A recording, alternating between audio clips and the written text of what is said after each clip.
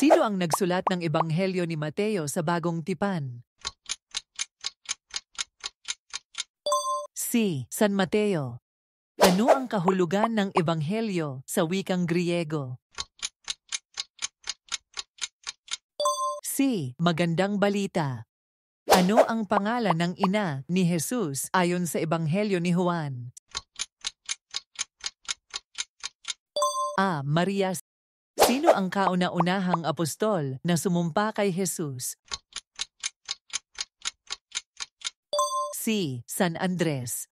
Ano ang tawag sa tanging anak na lalaki ni Maria sa Ebanghelyo ni Juan? A. Juan. Ano ang orihinal na wika ng Biblia sa Bagong Tipan? A. Griego. Anong pangalan ang ibinigay kay Jesus na may kahulugang tagapagligtas? C. Jesus. Sino ang nagpapadala ng Espiritu Santo ayon sa pangako ng tagapagaligtas? B. Diyos Ama. Ano ang isinilang na bayan ni Jesus ayon sa Ebanghelyo ni Mateo? A. Bethlehem. Anong pista ang pagdiriwang sa kapistahan ng pasasalamat ayon sa Bagong Tipan?